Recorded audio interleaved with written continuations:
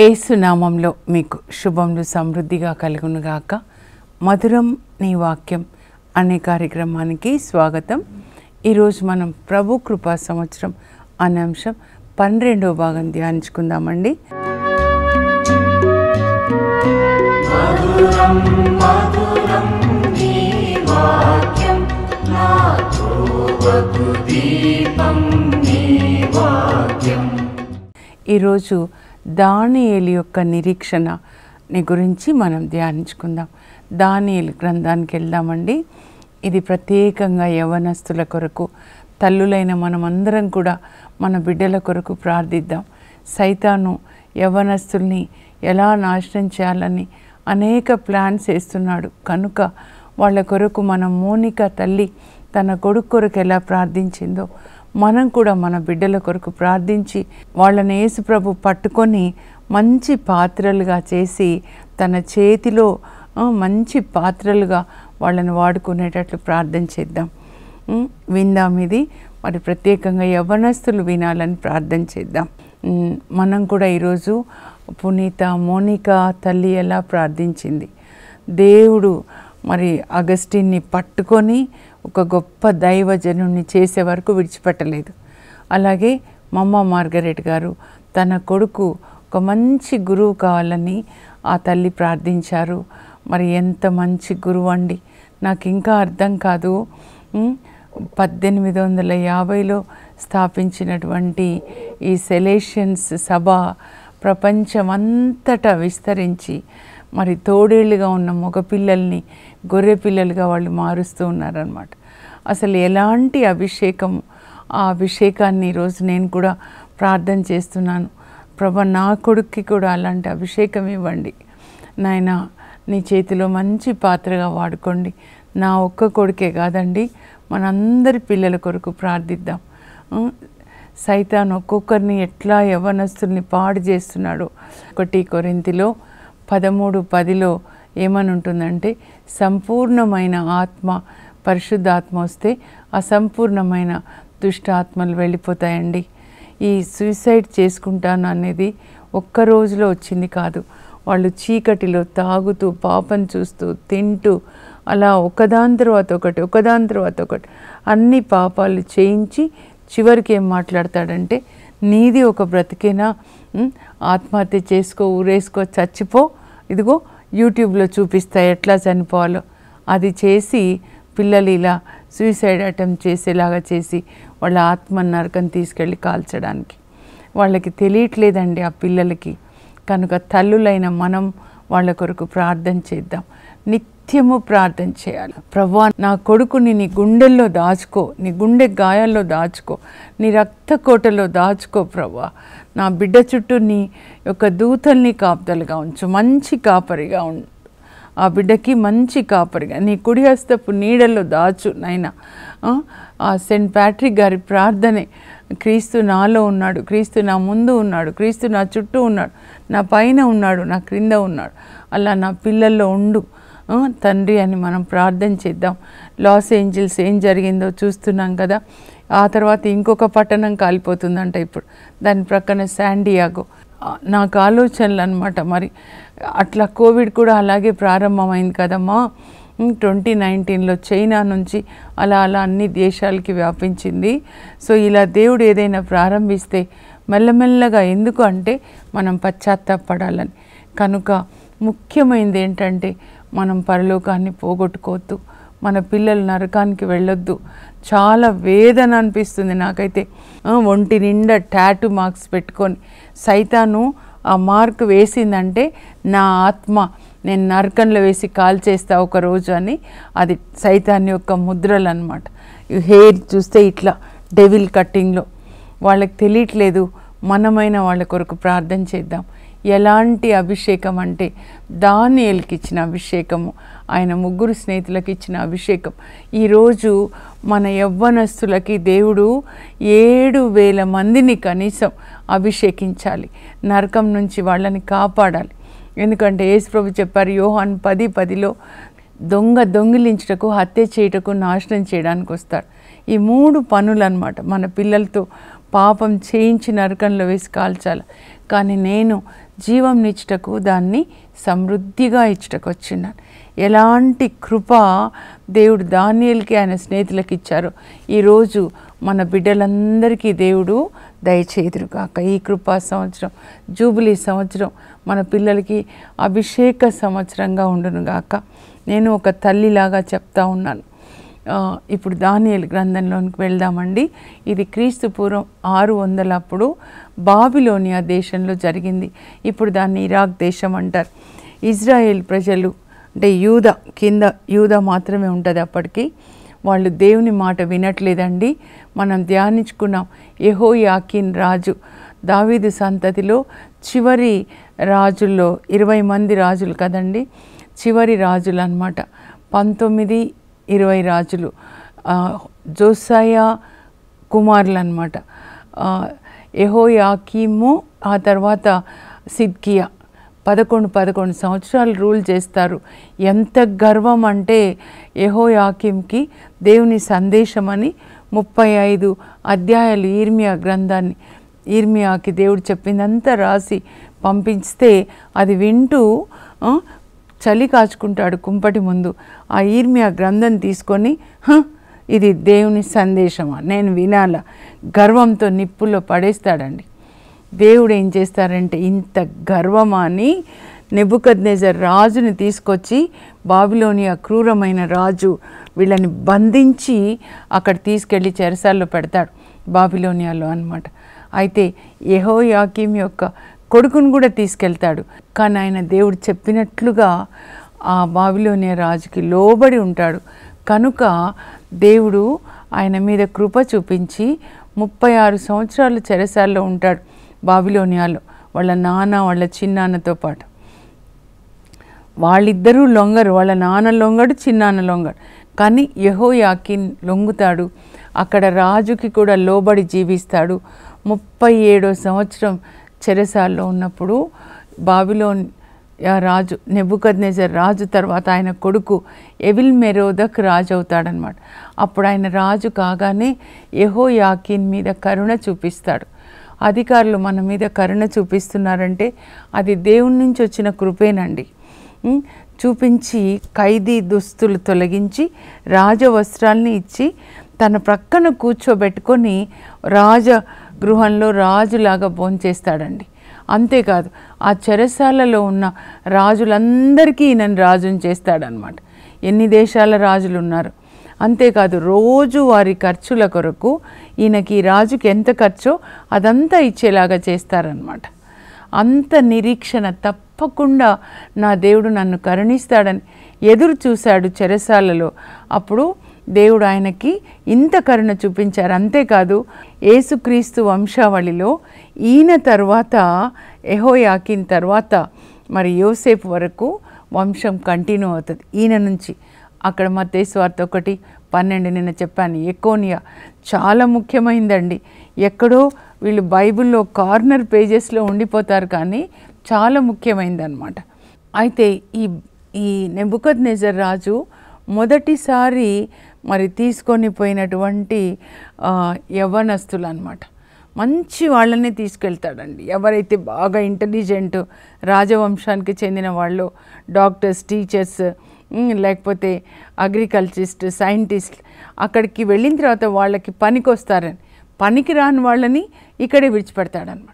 అలా తీసుకొని పోబడిన వాళ్ళలో వీళ్ళు 4 ఉంటారండి. దానియేలు, ఆయన 3 స్నేహితులు. వీళ్ళందరూ రాజవంశాన్ని, యూదా రాజవంశానికి చెందినవాడు. అంటే దావీదు రాజవంశం అన్నమాట. అందులో రాజులకి పుట్టిన పిల్లలు అన్నమాట వీళ్ళు కూడా. అంటే పెద్ద ఆయన రాజు అయ్యాడు అనుకోండి, మిగతా వాళ్ళు అలాగే ఉండిపోతారు కదా, అలాంటి రాజవంశానికి చెందిన వాళ్ళు. వీళ్ళు అక్కడ వెళ్ళిన తర్వాత 3 సంవత్సరాలు వాళ్ళకి ట్రైనింగ్ అన్నమాట. అక్కడ రాజు కూడా ఆ దేశంలో బాబిలోనియాలో ఉన్న యవ్వనస్తులకి ట్రైనింగ్ ఇస్తారండి. బెస్ట్ వాళ్ళని చూస్ చేసుకోండి. 3 years ట్రైనింగ్ తర్వాత వాళ్ళు రాజు కొలువులో జ్ఞానులుగా ఉంటారు, రాజుకి సలహాలు ఇవ్వడానికి. సో ఈ రాజు చూస్తాడు, ఈ పిల్లలు ఎక్సలెంట్గా, ఆ ముఖంలో తేజస్సు కనబడుతుంది, రాజ తేజస్సు అని చెప్పి ఆ బాబిలోనియాలో ఉన్న యవ్వనస్తులతో పాటు వీళ్ళని కూడా ఆయన ఇన్ఛార్జ్ పర్సన్ ఆష్పెనస్ ఆయనకు అప్పగించి వీళ్ళకు కూడా ట్రైనింగ్ ఇవ్వు, వీళ్ళు చాలా తెలివిగా కనబడుతున్నారు, నా కొలువులో జ్ఞానులుగా నాకు అడ్వైజర్స్గా ఉంటారు. సో వాళ్ళకి ట్రైనింగ్ ఇచ్చే 3 years కూడా బెస్ట్ ఫుడ్ అండి, రాజు ఏం తింటాడో ఆ ఫుడ్డే వీళ్ళకి పంపిస్తారన్నమాట. అయితే రోజు మటన్లు చికెన్లు ఉంటాయన్నమాట. కానీ ఈ పిల్లలు యవ్వనస్తులండి, 17 సంవత్సరాల వయసు, వాళ్ళు చెప్తారు మేము వద్దు, మాకు ఆ ఫుడ్ వద్దు, మాకు మాంసం వద్దు అని చెప్తారు. మేము తినము, ఆ రాజు ప్యాలెస్ నుంచి వచ్చేది తినం. వాళ్ళు ఏమని డెసిషన్ తీసుకుంటారంటే ఇలాంటి భోజనం తిని అపవిత్రులు కాకూడదు. ముందు నలుగురితో దేవుడు ఏం మాట్లాడతారంటే, మనము ఈ బాబిలోనియా ప్రవాసానికి వచ్చిన 50,000 మంది దాదాపు ఫస్ట్ బ్యాచ్, వీళ్ళందరి కొరకు ప్రార్థన చేసి, ప్రభువా మా పాపాలని మన్నించి తిరిగి మమ్మల్ని మా యెరూషలేంకి తీసుకెళ్ళండి. అది వాళ్ళ పితరులకి దేవుడు వాగ్దానం చేసిన దేశం అన్నమాట.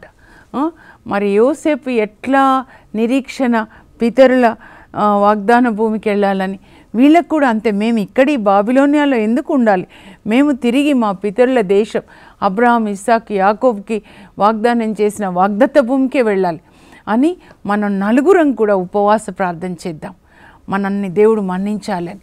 అది మనసులో పెట్టుకొని ఫుడ్లో ముందు క్రమశిక్షణ వస్తుందండి. పరిశుద్ధాత్మ ఉన్నవాళ్ళు, నేను అనుభవంతో చెప్తున్నాను, పరిశుద్ధాత్మ రాగానే 97లో ప్రభు నా ఫుడ్ని కట్ చేశారు, నాన్ వెజ్లు ఇవన్నీ కూడా. తర్వాత నా కళ్ళు అపవిత్రమైన ఏది చూడొద్దు, బైబిల్ తప్ప ఇంకోటి చదవద్దు, నా వరకు నాకు చెప్పారండి. మనకి ఏ పిలుపు ఉంటుందో ఆ పిలుపులో మనం ఎలా పరిశుద్ధంగా ఉండాలో ప్రభు మాట్లాడతారనమాట. వీళ్ళు 17 సంవత్సరాల పిల్లలు మాంసం తినకూడదు. ఈ నలుగురికి మాత్రమే వెజిటేరియన్ ఫుడ్. మిగతా పిల్లలందరూ ప్రక్కన టేబుల్స్లో మటన్లు, చికెన్లు తింటే ఎంజాయ్ చేస్తుంటారు. కానీ వీళ్ళ క్రమశిక్షణ అన్నమాట. దేవుడు క్రమశిక్షణకి దేవుడు అండి. మీరు ఈ మూడింటికి ఏం తింటారు, ఏం మాట్లాడతారు, ఏదంటే అది, ఏం చూస్తారు, ఏం వింటారు, వీటి మీద ఏం చదువుతారు, 5 విషయాల మీద మీ జీవితం ఆధారపడి ఉంటుంది. పిల్లలందరికీ చెప్తున్నాను, ప్రతి ఒక్కరికి. ఏదంటే అది కాదండి, ఏదంటే అది కాదు. ఈ లోకంలో చెత్త చాలా ఉంది.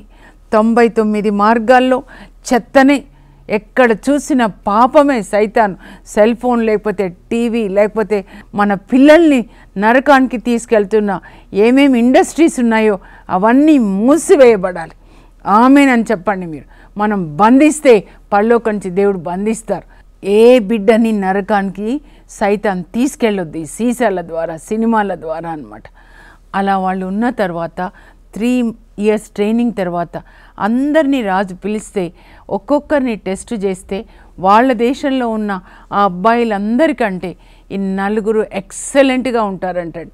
అందరూ వాళ్ళు 60%లో ఉంటే వీళ్ళు 100%లో ఉంటారనమాట. దేవుని పిల్లలు చూడండి, దేవుని మహిమపరుస్తున్నారు. అన్యుల దేశంలో వాళ్ళకి చెప్పేవాళ్ళు ఎవరూ లేరనమాట. అప్పుడు ఎప్పుడైతే వీళ్ళు మేము ఇలా పరిశుద్ధంగా ఉంటామని నిర్ణయించుకుంటారో వాళ్ళకి దేవుడు ఎంత జ్ఞానాన్ని ఇస్తారంటే, ఆ జ్ఞానులు రాజు దగ్గర ఉన్న జ్ఞానులు 60-70 సంవత్సరాల వయసున్న జ్ఞానులు గడ్డాలతో ఉంటారు. ఈ పిల్లలకి ఆ జ్ఞానుల కంటే 10 రెట్లు ఎక్కువగా జ్ఞానం ఉందంటండి. దానియేలు 1:17లో వీళ్ళు ఎప్పుడైతే పరిశుద్ధంగా ఉండాలని నిర్ణయించుకున్నారో వెంటనే దేవుడు వాళ్ళకి భాషలో, విజ్ఞానంలో తెలివి, నైపుణ్యాన్ని ఇస్తే ఎక్సలెంట్ అన్నమాట. అప్పుడు రాజుకి ఎంత గౌరవం అంటే వాళ్ళని అక్కడే తన రాజ ఆస్థానంలోనే వాళ్ళకి పెద్ద పెద్ద ఉద్యోగాలు ఇస్తాడనమాట. తర్వాత 2వ అధ్యాయానికి వస్తే అండి, దానియేలు గ్రంథంలో రాజుకు ఒక కల వస్తుంది. అప్పుడు రాజు చెప్తాడు, నాకు ఒక కల వచ్చిందంటే జ్ఞానులు అనుకుంటారు, అబ్బా ఏదో ఒకటి అర్థం చెప్పచ్చు, అప్పుడు రాజు మనకు అన్ని ఆభరణాలు ఇస్తాడు. దేవుడు ఈసారి ఏం చేస్తారంటే వీళ్ళందరినీ బంధించి, వాళ్ళ యొక్క మాయలన్నీ బంధించి తనని ఎట్లా మహిమపరుచుకున్నారంటే, రాజు చెప్తాడు, నాకు కల వచ్చింది, ఆ కళ మర్చిపోయాను, కళ చెప్పాలి, దానికి అర్థం చెప్పాలి.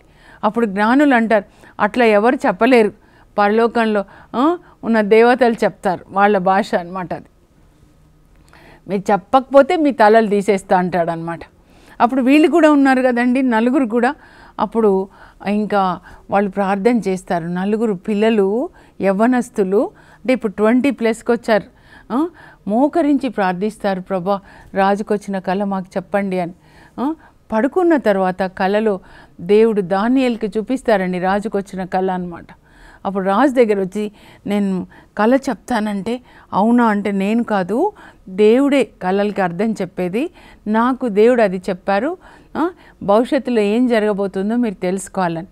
యోసేపు ఎట్లా ఫరో రాజుకి చెప్తాడు, ఈ అబ్బాయి అన్నమాట. అప్పుడు దానియేలుకి కళ చెప్పినప్పుడు అండి, మీరు చదువుకోవాలి, అది అసలు ప్రపంచంలో రాజులకి జరిగేది. మీరు ఒక ప్రతిమ చూసారు, దాని తల బంగారం, వెండి, ఈ చెస్ట్ వెండి, కింద భాగము మరి కంచు, తర్వాత కాళ్ళు అవన్నీ కూడా ఇనుము, ఆ తర్వాత కూడా అంతా వివరిస్తే ఆ రాజు చెప్తాడు, అవునవును నాకు ఇదంతా జ్ఞాపకం వస్తుంది.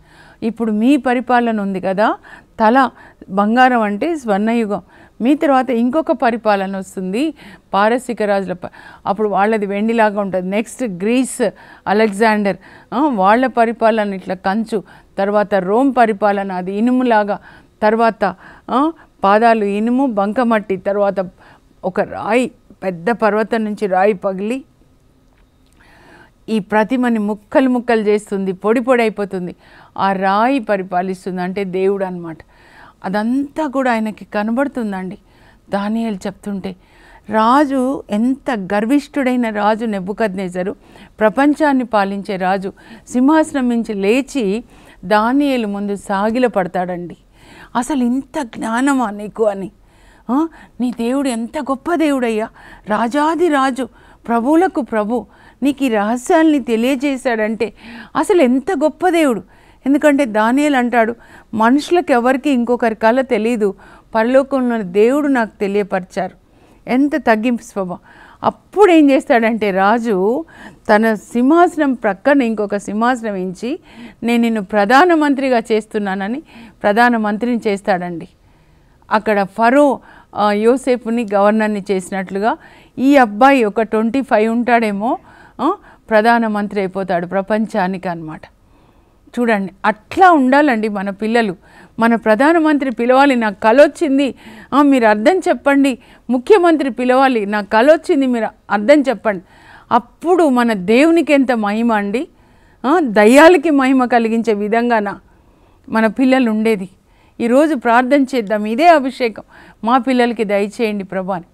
ఆ తర్వాత ఇంకా ప్రభుత్వం కూడా మారుతుందండి.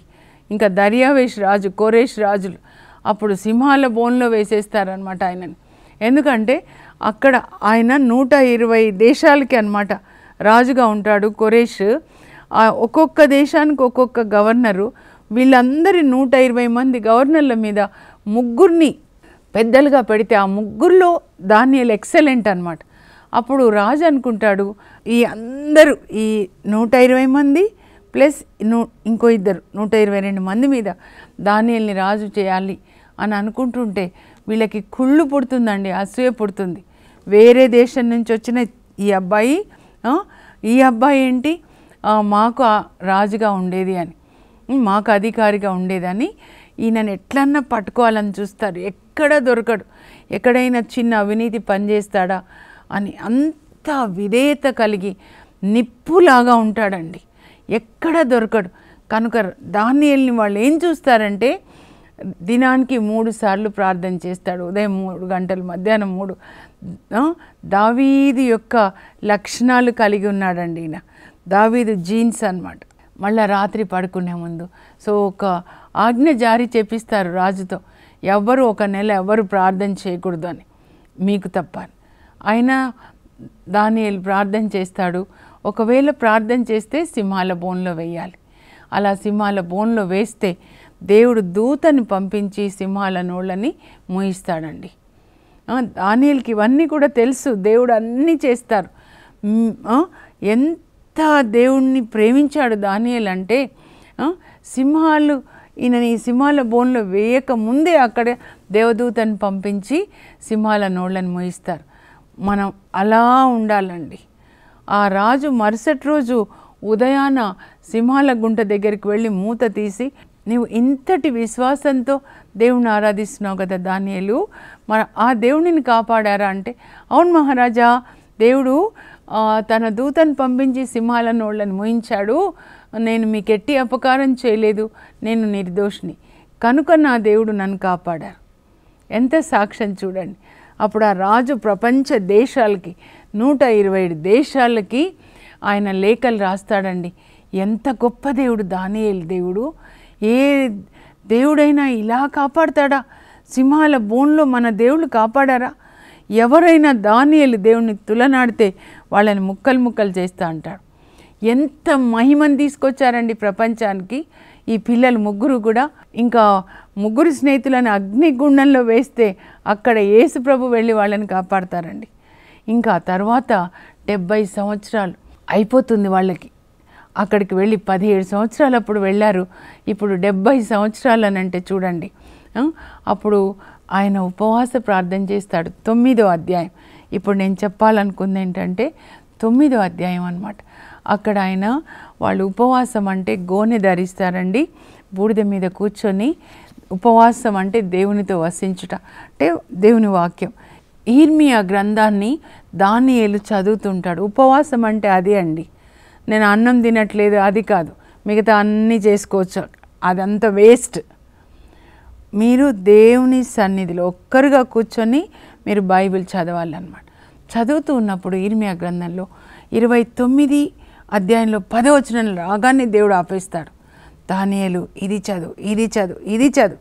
చదివితే ఏమని ఉంటుందంటే ఇర్మియా 29:10లో 70 సంవత్సరాల ప్రవాసం ముగియగానే నేను మిమ్మల్ని దర్శిస్తాను నా బిడ్డలారా, బాబిలోనియా ప్రవాసంలో ఉన్న బిడ్డలారా, మిమ్మల్ని దర్శించి నేను మిమ్మల్ని మళ్ళా నా చెంతకు తీసుకొస్తాను అని ఉంటుందన్నమాట. 70 సంవత్సరాలు ఇప్పుడు అయిపోతుందన్నమాట. అప్పుడు కొరేష్ రాజు పరిపాలిస్తాడని ఆ రాజుకు వెళ్ళి చూపిస్తాడనమాట. సో ఇలా రాసి ఉంది చూడండి. అంతేకాదు యెషయా గ్రంథం, ఈ గ్రంథాలన్నీ ఆయన తెచ్చుకుంటాడనమాట. తెచ్చుకోవాలంటే దేవాలయంలో మాత్రమే ఉంటాయి. వాళ్ళు తీసుకొని రాసుకొని తిరిగి ఇచ్చేయాలన్నమాట. ఫాదర్స్కి చూపిస్తాడు. అక్కడ ఆయన గురించి ఉంటుందన్నమాట. యెషయా 44 అధ్యాయం 45 అధ్యాయం. మీరు కొరేషు రాజు ద్వారా నేను మిమ్మల్ని పంపిస్తానని ఉంటుందన్నమాట. నా పేరుందా? అవును మహారాజా, నా పేరు తెలుసా? దేవుడికి అందరికి తెలుసు. అప్పుడు కొరేష్ రాజు ఒక శాసనాన్ని చేస్తాడండి. ఈ బాబిలోనియాలో ఉన్న యూదులందరూ తిరిగి మీ దేశానికి వెళ్ళండి, వెళ్ళి మీరు దేవుణ్ణి ఆరాధించండి, ఆలయాన్ని నిర్మించుకొనండి అని నెబుకద్నెజర్ రాజు దేవాలయాన్ని తగలబెట్టి యెరూషలేంలో ఏ బంగారు పాత్రలు తెచ్చాడో అవన్నీ తిరిగిస్తాడండి. దానియేలు రాజుతో మాట్లాడతాడు. నా పేరు రాసిందా? అవును. రాజుకి ఎంత ఇష్టం అనిపిస్తుందంటే కొరేష్ రాజుకి ఆ శాసనాన్ని జారీ చేస్తాడు. మీరు ఎజ్రా గ్రంథం 1వ అధ్యాయంలో మీరు చదవండి, ఇవంతా ఉంటుంది. కొరేషు రాజు ఆజ్ఞ జారీ చేస్తాడు. క్రీస్తు పూర్వం 537 అన్నమాట. 70 సంవత్సరాల ప్రవాసంలో అందరూ ఇంకా దానియేలు గబాగబా ప్రజల దగ్గరికి వస్తాడు. అక్కడ సెరుబాబేల్ ఉంటాడు. జెరుబాబేల్ దావీదు సంతతి అన్నమాట. యెహోయాకీను మనవడు. ఆయన రాజులాగానే తర్వాత యెహోషువ ఉంటాడు. అందరు తయారు చేయించి పదండి పదండి వెళ్ళిపోండి, రాజు మీకు కావాల్సినవన్నీ ఇచ్చాడు అని వాళ్ళని పంపిస్తాడండి దానియేలు. వాళ్ళు వచ్చి మరి తిరిగి దేవాలయాన్ని నిర్మించుకొని దేవుణ్ణి ఆరాధిస్తారనమాట. చూడండి దానియేలు యొక్క నిరీక్షణ ఏంటంటే తప్పకుండా ఇర్మియా 29:10లో దేవుడు చేసిన వాగ్దానాన్ని మాకు నెరవేరుస్తారు. మేము ఈ బాబిలోనియాలో ఉండము. బాబిలోనియా అంటే సైతాన్ అధికారం అన్నమాట. వరల్డ్లీ పీపుల్ ఎప్పుడు తింటూ త్రాగుతూ ఈ లోక విషయాలు, ఎవరి హృదయం కూడా అంతే. వీళ్ళు తప్పకుండా దేవుడు మమ్మల్ని దర్శిస్తారు, మేము ఇక్కడ ఉండము, తిరిగి మేము మా పితరుల కానా దేశానికి వెళ్తాం. ఆ నిరీక్షణ కలిగి ఉన్నాడు. దానికి తగ్గట్టుగా ఉపవాస ప్రార్థన చేశాడు. ఒక ప్రధాన మంత్రి ఎంత పని ఉంటుంది కదా, కానీ ఎంత దేవునితో టైం గడుపుతూ ఎంత కళల్లో దానియేలు గ్రంథంలో ఎన్ని దర్శనాలు. తుది తీర్పుని గురించిన దర్శనం కూడా ఉంటుందండి 7వ అధ్యాయంలో 9 నుంచి 14 వరకు. టైం అయిపోయింది కానీ మీరు చాలా జాగ్రత్తగా చదివి తల్లులకి చెప్తున్నాను. మీ పిల్లల కొరకు ఇలా ప్రార్థించండి. పిల్లలు నరకానికి వెళ్ళి కాలుతున్నప్పుడు తిరిగి రాలేరండి, ధనికుడు వెళ్ళినట్లుగా.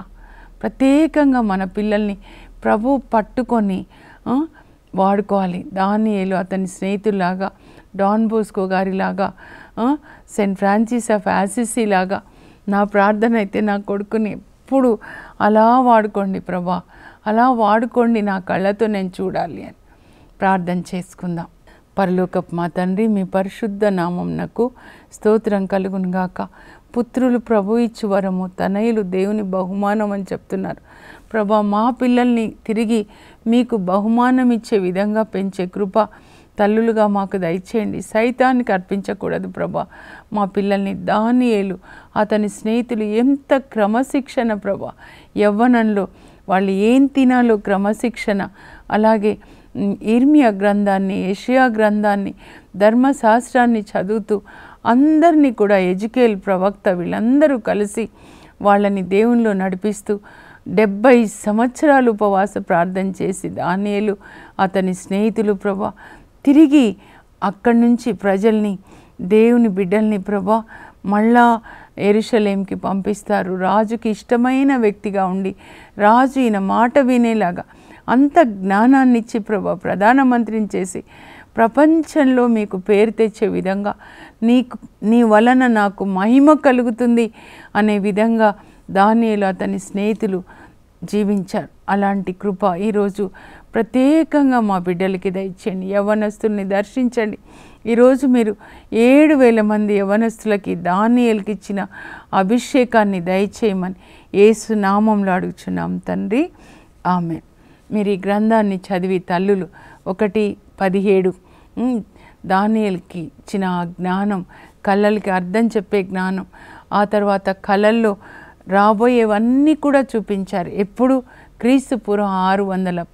ఇప్పుడు ప్రభు మన పిల్లలకి కృప దయచేయమని ప్రార్థన చేద్దాం. God bless you. Have a blessed day.